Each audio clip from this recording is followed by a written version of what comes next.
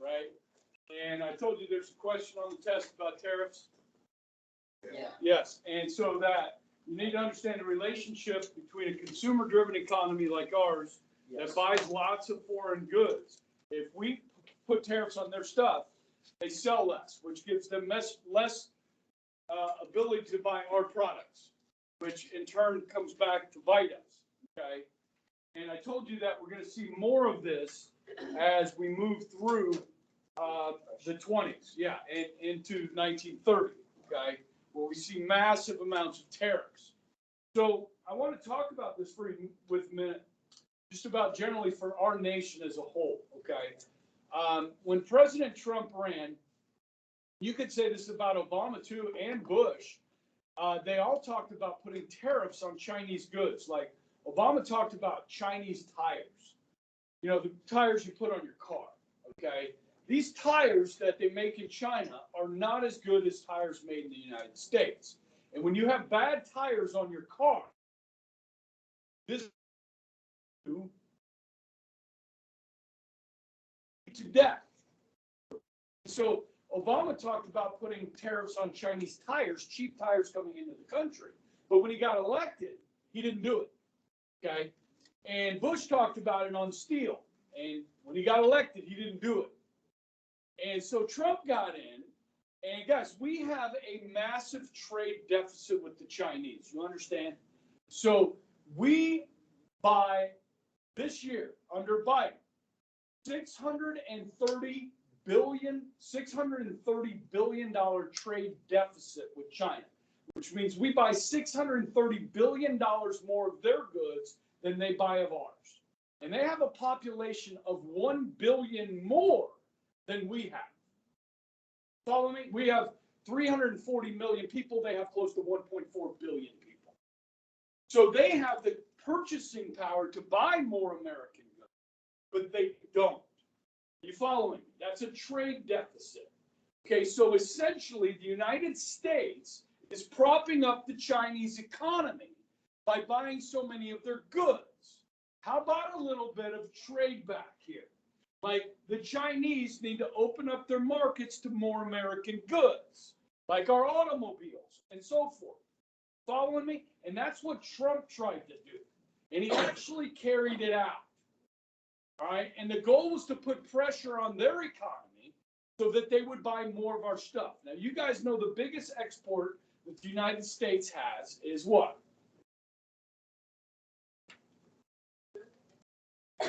Food. That's our biggest export is food. So we need to get the Chinese to buy more of our food. They need to buy more soybeans. They need to buy more wheat. They need to buy more beef and pork from American farmers, ranchers, and so forth. Okay? They have the capability of this, and things were trending in the right direction under Trump. Now, a lot of people got scared about the tariffs that would create a trade war. Okay? Because that's what's going to happen here, is a trade war. And we will shut ourselves off, and other countries will shut themselves off to us. That was the fear. So when Trump did this, I was a little bit hesitant, but at the same time, I'm thinking to myself, think about this, guys. We come up with the idea for these products, and then we have it made overseas. So those jobs of manufacturing jobs have all left places like Pittsburgh, Detroit, Cleveland, and they've gone to Mexico and Taiwan and to China. Those jobs are good paying manufacturing jobs that we don't have in this country anymore because we ship them out overseas. Now, do we have a large portion of our population that is poor, that if we did manufacturing here in the United States, those people could get good jobs? You know the people that build the airplanes here in Wichita that work for Cessna and Spirit and Beechcraft and Raytheon? You know those good paying jobs? Wouldn't it be nice to have some of those back here in the United States? Sure, you would pay more for what you buy because American labor is a lot more expensive than foreign labor. Yes? So what do you want, America? Do you want to be able to go to Walmart and buy cheap crap made in China?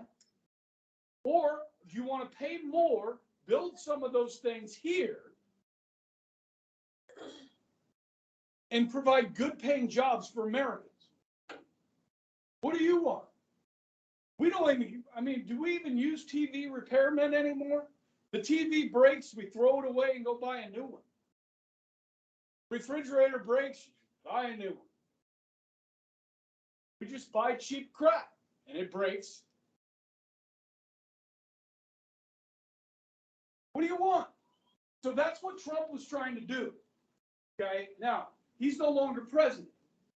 And so those tariffs all went away. They're gone. Okay, our deficit with China is a record this year. As I said, $640 billion. That's a record. So it hasn't gotten better, it's gotten worse.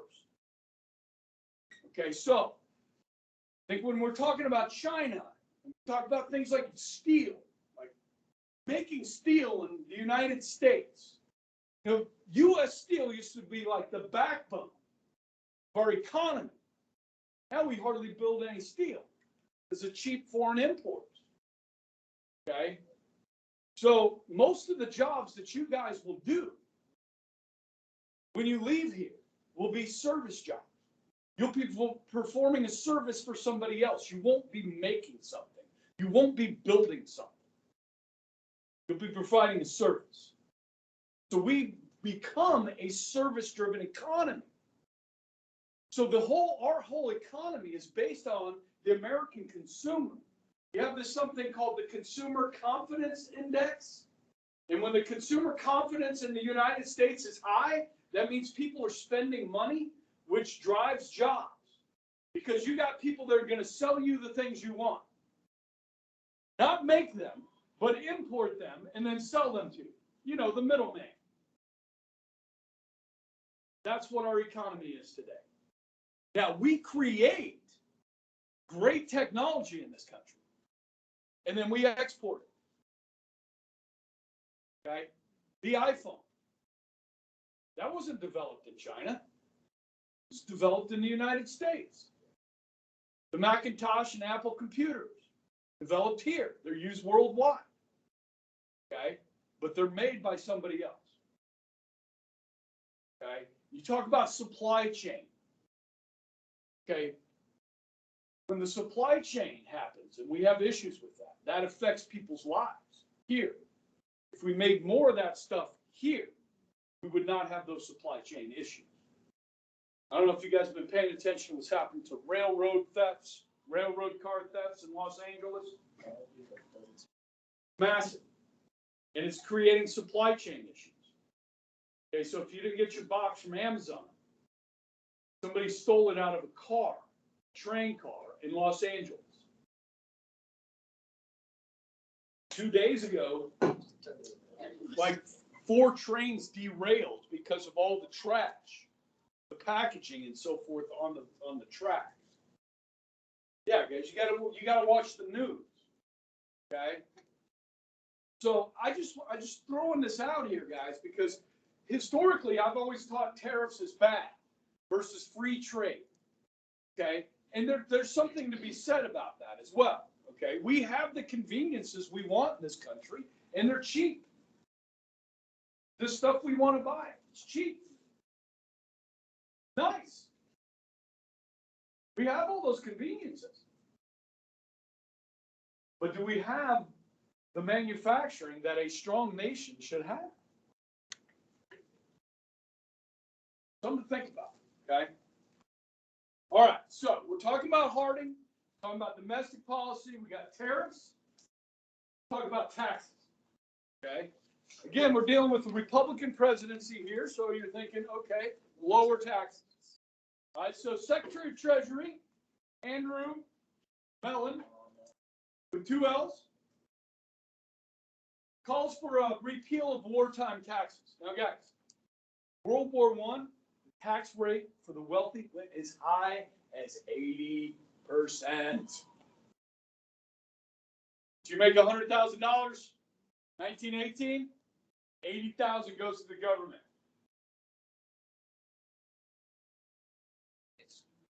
Now, you also had a lot of industries that were building the war machines. So those that were making uniforms, boots, helmets, tanks, all this stuff, they were making lots of profits.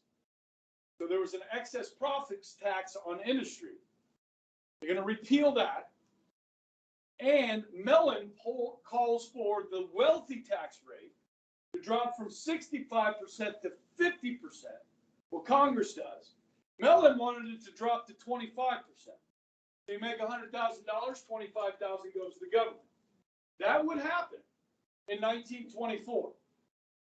So they go from 65 to 50, eventually to 25% on the wealthy. Now, because there's more middle class and lower class people than wealthy class, you're going to have to cut taxes on everybody. Because remember, members of Congress want to get reelected. There's a lot more middle class and lower class that are voting than wealthy. So everybody's going to have taxes lowered. Okay? Mellon didn't think that was necessary, but Congress passes the laws. Right? Now keep this in mind. The wealthy tax rate is 25% when the stock market crashes in 1929. One of the things governments can do to spur economic growth is cutting taxes. Because then people have more money in their pockets and they can spend it. Yes? But when taxes are already really low, it's hard to cut them. Does that make sense? So that will not be one of the things at their disposal when the Depression starts. They won't be able to do that. Otherwise, the government would have any money.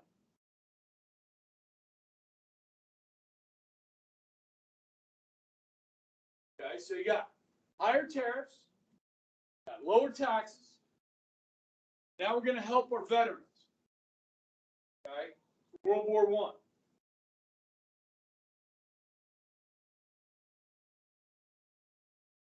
Now, the official name for this is the Adjusted Compensation Act, but it has a nickname, and it's called the Bonus Bill. What's another name for the Adjusted Compensation Act? Good, the Bonus Bill. Yeah, we will be talking about this bonus bill for a while. Like, it's going to come back up, all right? So here's what you get. You join the military during World War I, okay? For every day you serve at home, you're going to get a part of an insurance policy. $1 for each day serving at home. That math's pretty easy. For every day you serve overseas, you get $1.25. That math requires a calculator.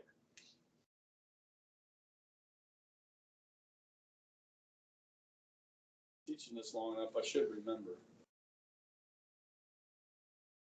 $456.25.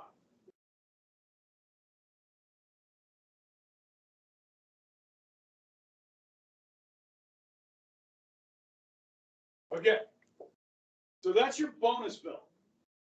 Serve 2 years, one overseas, one at home.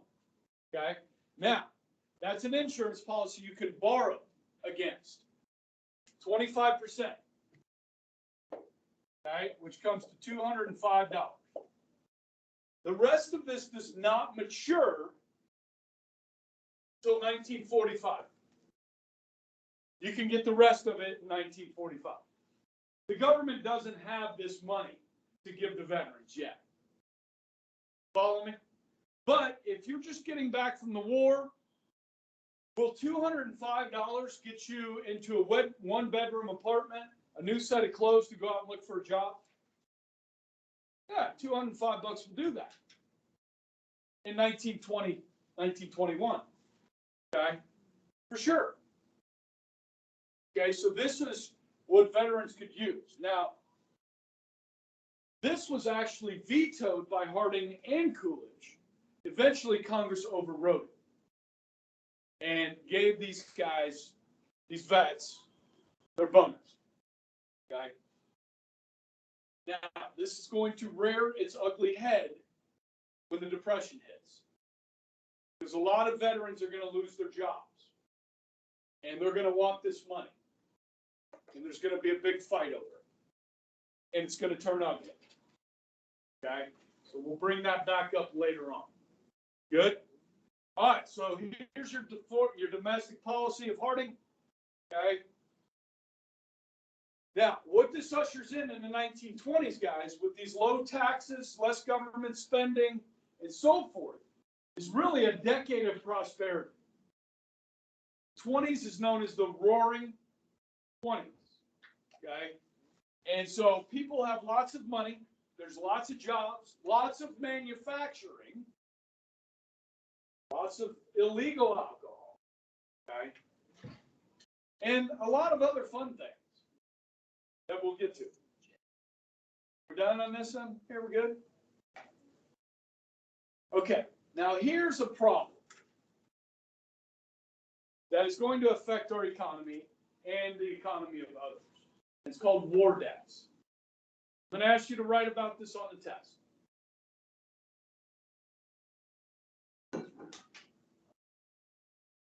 During the war, it's a little bit complicated, so I did this really cool infograph for you guys. So you got the United States. During the war, we are going to loan. Remember, we don't join until 1917. So between 1914 and 1918, we're going to loan the equivalent of about $9 billion to our friends. Okay? Expecting to be paid back for this after the war. As Coolidge said, they borrowed the money, didn't they? They should pay it back. Now, at the conclusion of the war, who does the world blame for World War I? Germany. Gonna punish them. The Treaty of Versailles will place war reparations on the Germans to the tune of $33 billion. The destruction to life and property and nations on the Germans. Now you have to remember that the Germans invaded France in the Franco-Prussian War. Yes?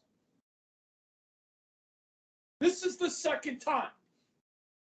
And the French have had enough. And so with their allies, the British, they're going to punish them with the Treaty of Versailles. $33 billion. Now think about this, guys. Germany has been at war for 4 years. They lost 2 million soldiers dead. 4 times that as many wounded. Germany has been devastated by the war. Does Germany have $33 billion to pay back the Allies?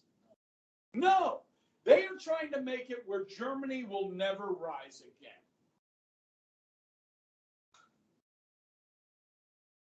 Now, the United States had a separate peace with Germany. We did not join the Treaty of Versailles. Okay?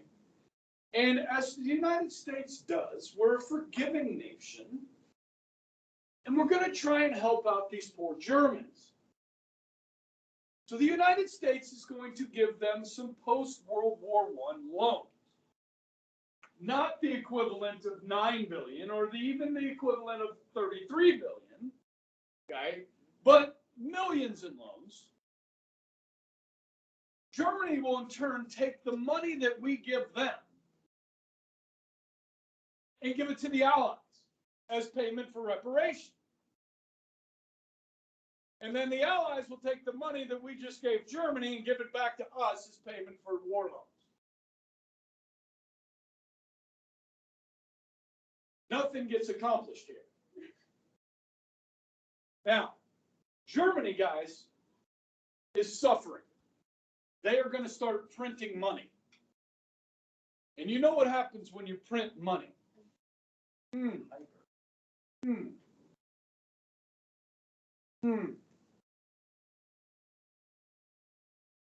About what's happening in the United States right now. Let's print more. Let's do another stimulus. Just tack it on to your children's debt. I'll be dead. You'll be dead. And your grandkids are going to suffer the consequences of our actions. Yeah, well, man. Sorry, guys. Thomas Jefferson once said, it's our responsibility to leave this place better than when we got here. Look what he did. He said it's not his problem. Finland paid us back. Yeah, they were the only one. I guess I've been teaching this for about 10 years or so, and I see a news article. This is like 2010, okay? The headline was Germany pays its last installment on war reparations to Britain in 2010. Germany paid this off. Oh, wait, World War I? Yes. Oh, not World War II. No. World War I. They paid it off in 2010. Now, most of these loans that we gave the Allies would be forgiven eventually. So, like when the Depression hit, Hoover for a year told our European allies, said, look, for 1 year, you don't have to pay anything. Get your financial houses in order, and then you can start paying us back again. That didn't even work. Okay, so they ended up defaulting on these loans. All right, but this has an impact on the global economy. Okay, and will be one of the causes of the Great Depression. So thus far, I've talked about two causes of the depression: tariffs and war debts. Okay, we're going to wind up with about 6 when it's all said and done. Causes of the depression. All right. So, can you explain that to me on the test? Yes. You can draw the thing, I'll draw. but you got to include all the information.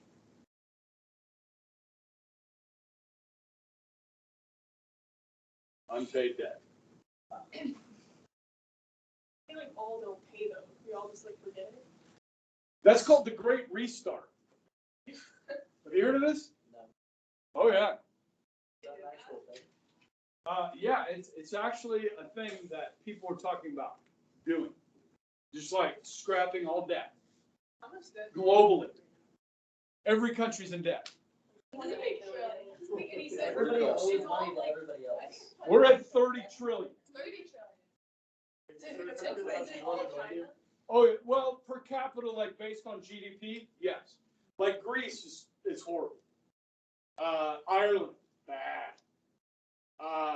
There are some countries that are in really bad shape. We have some states, of our 50 states, states like Illinois, that have massive unfunded liabilities. So, you know, the pension programs for all the state employees, like for all the retired teachers, cops, all that, dude, that money's not there to pay those retirement plans.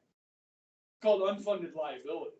Okay, that's why Detroit, the city of Detroit, went bankrupt about 10 years ago. Like they couldn't pay the pensions for the retired cops and, you know, bus drivers and everybody else. I mean, they ran out of money. And then people are leaving the city, so there's less tax base. You know what I mean? It doesn't work. And states like Illinois and California, I mean, guys, we have hundreds of billions of dollars in this country of unfunded liabilities.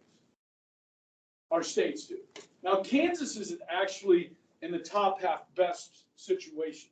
When Brownback was governor, and guys, this is the thing, you'll be hard pressed to open any Wichita Eagle article while Governor Brownback was in office that had anything positive to say.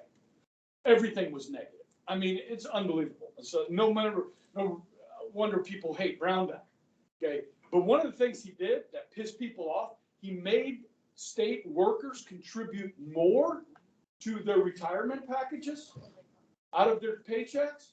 Well, no, I mean, it made it more sustainable.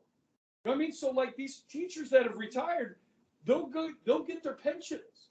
Where in other states, that may not be the case. And here's the thing. States like Illinois and California are going to ask the U.S. Congress to bail them out, which means you and I are going to have to bail out these states that have mismanaged their states for decades. It's not fair. It's really not fair for us to bail out these states that have mismanaged themselves. But that's what's happening. So a lot of like this COVID money and so forth, they're using it to ensure that their pension plans are paid first. That's the first thing they're doing with this money. Okay? And it's a scam. And it's the 10,000-pound elephant in the room that nobody even knows about. You do, because I just told you. Love knowing about 10,000. Okay. Keeping it cool with Coolidge. Silent Cat. How about we watch a video on Friday? Yeah, no. Video Friday. Okay, we'll watch a video over this fun stuff on Friday, okay? The Roaring 20s. But anyhow, yeah, Coolidge, they said, one guy said, one day Coolidge opened his mouth and a moth flew out. Because he didn't like to talk, all right? It's ironic, he's one of the first president of the United States ever to be filmed with the motion and sound picture. Okay. All right, so guys, new products for living. The automobile. Now, obviously, the automobile has been around for a little while, but as far as mass production and as far as it being affordable to the average American, as we hit the 20s, we hit the ground running here with automobiles. Okay? By 1918, there were already 7 million cars on the road, and the roads were bad. Roads were awful. Okay? At the beginning, of course, automobiles had to share the roads with horses and buggies, yes? By 1922, 2 million cars were produced that year, and by 1929, 5 million cars were produced that year. Many different auto manufacturers, different types of cars, different companies, and so forth, okay? But Henry Ford was at the top of the pyramid, yes? And his Model T. Then he shut down his plant in Detroit for 6 months and retooled the whole plant and came out with the Model A, which was a huge success. Okay. So what new products? Sound and motion pictures, radio, phonograph, refrigerator, iron, toaster, washing machines, vacuum cleaners, by the millions.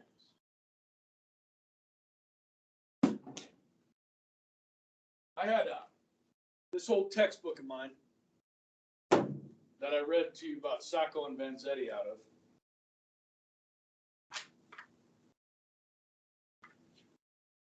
The introduction to this chapter is really good. I love it. So I'm going to read it to you. Okay? Bear with me. In the 1920s, the sound of radios and phonographs began to fill the air. For the first time, motion pictures opened fantastic vistas for the millions. Americans started their love affair with the automobile. Women's skirts, which had once been thought dangerously high when they revealed a glimpse of the ankle, now suddenly shot up to the knee. Long hair had been called a woman's crowning glory. Now respectable women cut their hair in a boyish bob and actually wore lipstick. Some women even smoked cigarettes in public. The audacity. Does it say the audacity? No. At the same time, there were still many old-fashioned Americans. They were shocked by what they saw. Women, they said, ought to be put on a pedestal where they had neither the freedom nor the temptations of the rest of the human race. In this and other ways, the 20s was an age of conflict, confusion, excitement, and experiment. Never was the nation more American. This was still the new world where people might try anything at least once. Okay? Kind of sums up as a good introduction for this time period. Okay? You've guys all seen a photograph or a picture of the Eiffel Tower, right? Some of you may have been lucky enough to see it in person. Most people haven't. But now, you go to the movies, and it's on the big screen. You know what I mean? And so, the beach, the ocean, you can see the waves actually moving rather than a picture of it. So it really opened the world up to people to be able to go to the movies. And boy, did we go to the movies. It was a nickel to go to the movies. Okay? And a nickel to buy a candy bar. Yeah, inflation. Okay? The radio. Okay? Well, you got radio, you need music. Okay? The phonograph is a record player, yes? Now,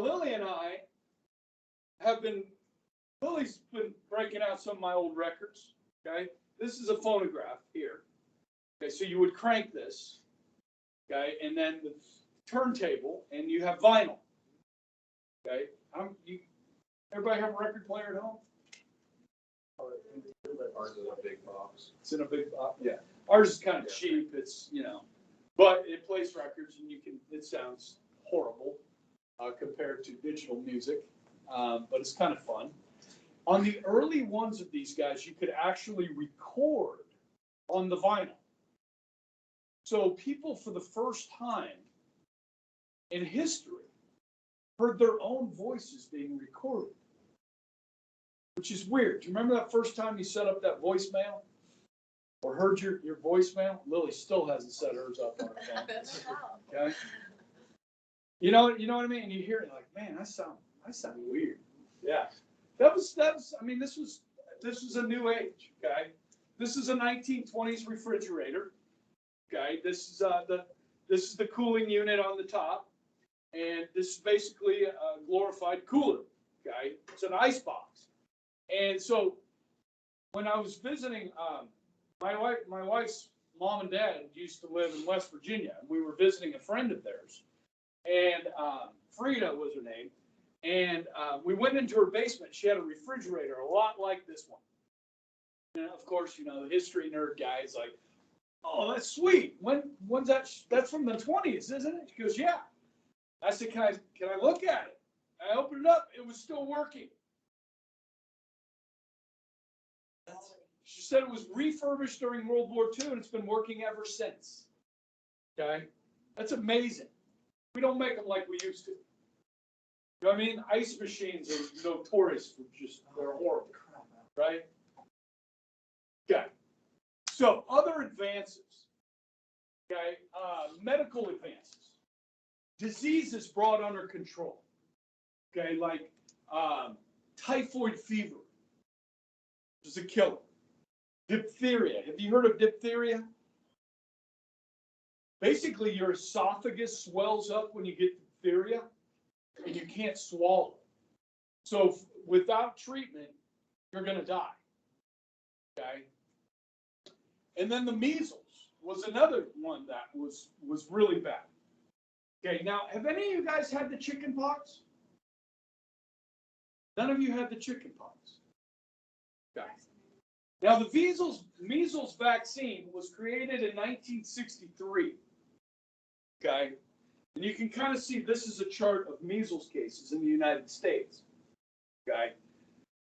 I can pretty much guarantee you there's only one person in this room that has had the measles. And apparently, the chicken pox as well. Yes. The measles suck. Chicken pox sucks, dude. It's horrible. I was talking to somebody. It's one of the subs. She said she didn't have the chicken pox until she was 18. You don't want it when you're an adult. You want it as a child. That was one of the things that's kind of interesting about, this COVID thing, right? with this Omicron variant, you know how it has the mild symptoms. Should we have, like, because we used to have chickenpox parties. Like, so one kid would get chickenpox, and then families would all bring their kids over to get them infected. Because you don't want it, you want to get it when you're a kid because it doesn't affect children like it does adults. So should we be having Omicron parties? I'm down. That's what Father Ed said. He's going, I'm going on the bus. I'm going to get it. That's what hope. This is the one we want. Right? Yeah, the Delta sucked. It did. That's what I had. I had it back in September. I'm going for it, I felt fine. No, I've only. Didn't affect you very much? I tested positive once, that's the first one, and I got Delta. There's Oh, see, I didn't lose my taste. Did you lose your taste? No, I kept my smell and taste. Yeah, so did I. But You may have had a different one. I had 100-degree fever for like, Yeah, I was sweating and chilled and sweating and chilled. lower back, killing me. Oh, couldn't walk up the stairs without breath. Okay, yeah, so then life expectancy, right? Shorter working hours, earning more money. People actually start to have what's called discretionary income. You know, people that lived before us, like centuries ago, really life is about survival. You know what I mean? By the time we hit the 20s, guys, it's about being entertained. We have free time and money to spend. Life is good. Entertain me. Okay? So we get that. Okay? Life expectancy here, you can see, starting in 1860, it's about 42 years old. Okay? I would be dead. Okay? But you can see, this is the decade of the 20s here. It's a big jump in a decade. Okay? So things are good. Education. Americans spent more on education than the rest of the world combined in 1929. Part of that's K through 12 education, free. But then what we spend as individuals for universities and colleges, okay? And guys, we have so many colleges in this country, okay? So we were spending a lot on education. That's going to pay dividends in the long run, okay? This is a 1920s toaster. So you've got this little flap here. You would pull that up, put your bread in there. There's a heating element in there, and would toast your bread. Okay? Both sides. Flip up like that. Now this life expectancy chart I have on the next page. Where's my? Sorry guys, this is kind of dated. I need to find a better update on this one by country, but it's still relevant. So obviously, guys, women live longer than men, right? Because men are stupid, and they do, crazy things, and they die. Now, as far as what is the driving force here? Well, there's a lot of different factors, like the level of health care in that society. But the biggest determinant here, guys, is lifestyle and diet. Like, we live in the Wild West, so we have a lot of guns. We drive everywhere, which automobile accidents are a major killer in here. We have a lot of people that like to do drugs to escape from reality, and oftentimes those drugs can kill you. Okay, so our lifestyle and then our diet.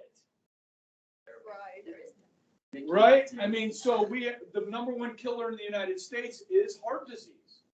Okay, and that comes with obesity and clogged arteries, and so forth. Okay, and then high cancer rates based on our lifestyle as well. Okay, so yeah, we're not at the top. All right. Now in Japan, look at their diet. What do the Japanese eat? Rice and fish. Yeah. Okay. And then you look at countries like France, like French women here. Bread. What do they drink? Bread and wine. Red wine. Is that good for you? Yes. Yes, it is. It's good for your heart. Okay, one glass Really?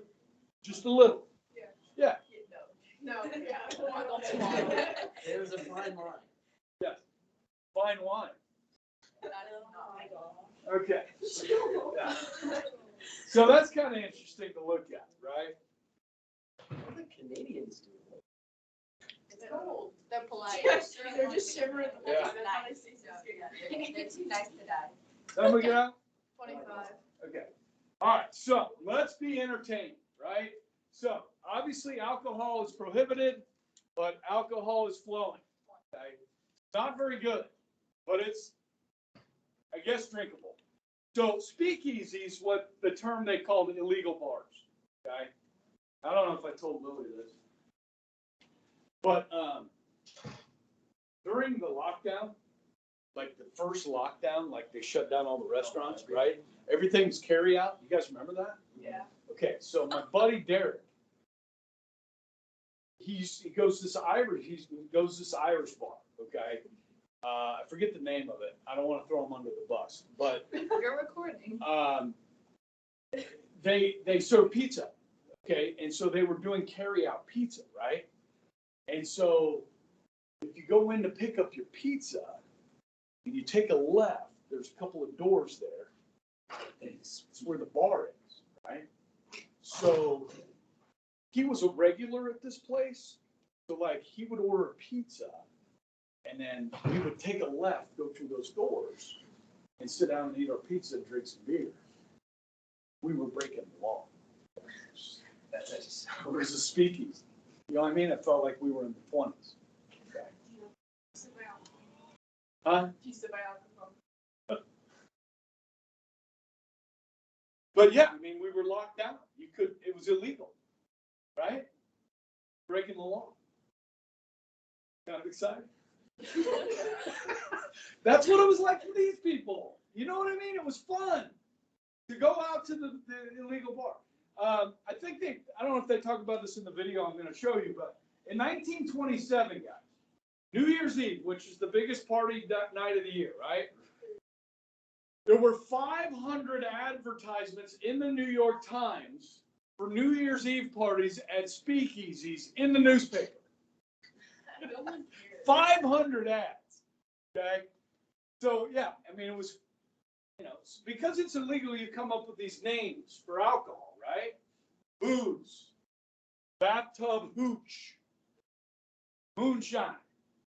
Come up with all these names like we have for marijuana. Grass, weed, grasshopper, all kinds of names. Okay, Mary Jane, whatever. Okay. Now, these women that had short hair and short skirts that went to the speakeasies, they called them flappers. You guys know about that, right? But the music, guys, the music is the top. Okay. So jazz, ragtime, blues. You have some country back there, but it's really the blues and the jazz that really take off, okay? And this, of course, is inspired in many cases by African Americans. Okay, the old spirituals, the gospel music is transitioning into a faster beat and the instrumentals and so forth. And so the music of this age, now I'm a classic rock guy. So like, I like Led Zeppelin. I like Pink Floyd.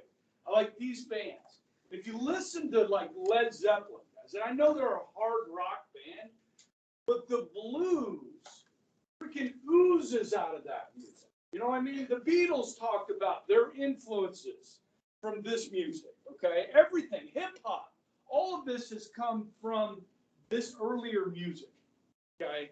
And I mean, prior to that, how boring was music? I mean, classical music. I'm going to get out my Mozart, okay? Yeah. Let's get my Vivaldi going here. All right. Now, that stuff is amazing, but it's hard to dance to.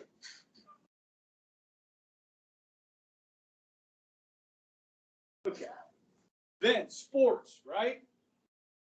Huge crowds. Baseball, boxing, and golf. Okay.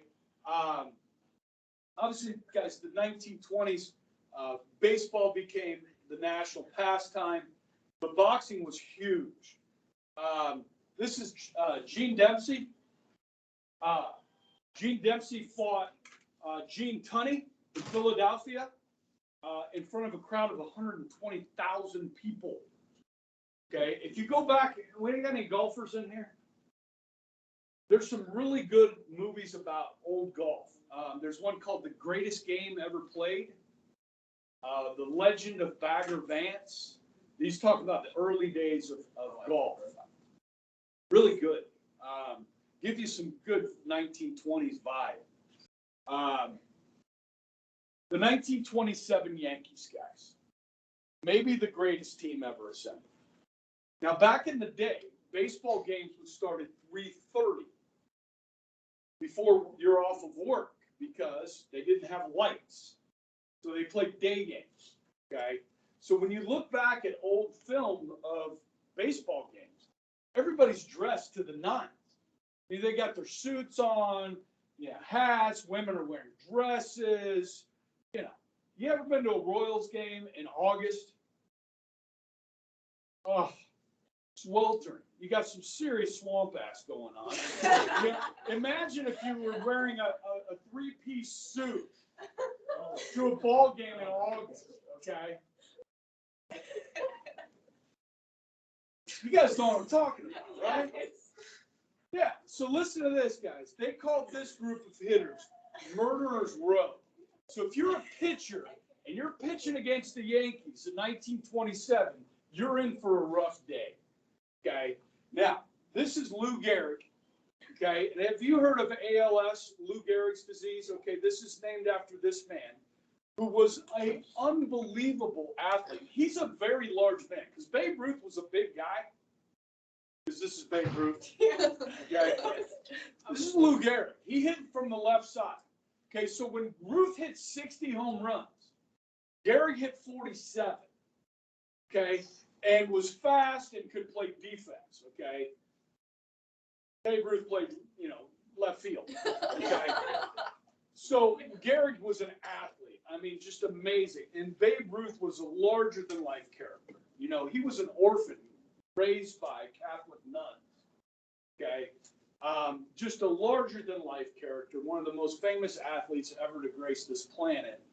The Babe, the Great Bambino, the Sultan of Swat, the Colossus of Clout, the Great Bambino. Okay. Okay. Thank you. Sandlot. Okay.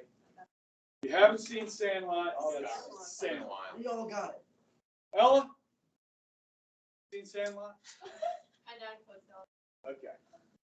All right. College football is in its heyday, and the best team in America is Notre Dame. And the most famous college football person is not a player, but a coach.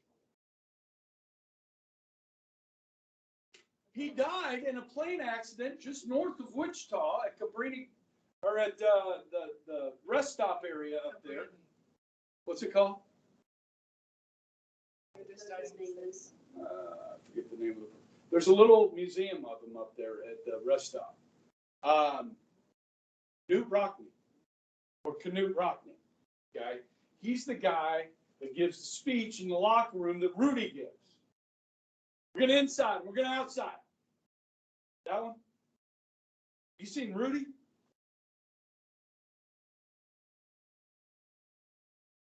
You saw it? See, my daughter. She's seen it. Because you make It's a great movie. We have it. Yeah, we own it. Okay. Now, when they make a great one, you buy it.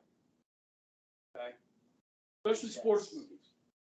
All right. So, college football is huge. Okay. And then, you guys know about the Wright Brothers. Okay. So by the 1920s, guys, we've got all these pilots. We got stunt pilots, crop dusters. We got pilots. People are flying. Okay. But nobody had ever flown across the Atlantic Ocean before. Solo. So there's a contest. $25,000 to the first person that flies across the Atlantic solo. Now, Charles Lindbergh was a mail delivery guy. He delivered mail by air, okay? And he put his name in on this contest. Nobody had ever heard of him. He wasn't a famous flyer. Oh, well, he's about to be, okay? There was another guy named Chamberlain that was famous, and he flew, and they never heard from him again. Yeah, I mean, there were people that tried this. They somewhere over the Atlantic. Now, 33 and a half hours. Okay, today you can fly from New York to Paris in about 8 hours. This is 33 and a half hours in a single engine plane. In this plane, the Spirit of St. Louis, it's hanging in the Smithsonian. There's no windshield. So to look out the front of the plane, you got to stick your head out the window. Okay? Have you ever stayed up for 33 and a half hours before? Yeah. How do you feel? Not great. I'm pretty sure That that, depends. did he have to fly back? No, they brought him back on a ship. Coolidge really didn't want to pay for it, but he did. Coolidge didn't want to spend the money. Okay? Yeah, I know. We did that today. Yeah. So, yeah, guys, from New York to Paris, 33 and a half hours. Now, we talk about the most famous people in the world. So, like, if you were to ask people on each continent, rural areas, that they would know the same name, the same person. Well, yeah, you got people like the Pope, right? Michael Fields. Back in the 80s, you said it, Michael Jackson. Michael Jordan in the late 80s, early 90s was one of the most famous, most recognizable names in the world. Okay, what about today?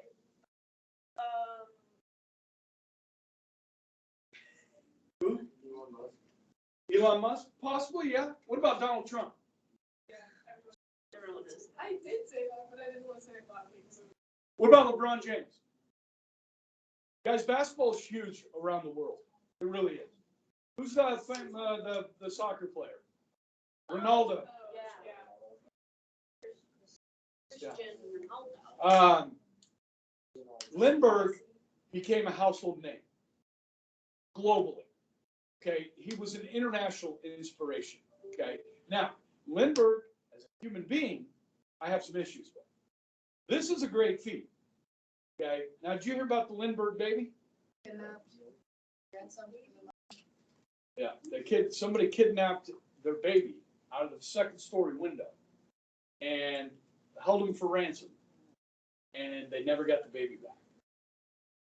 Okay, Lindbergh married the U.S. ambassador to Mexico's daughter.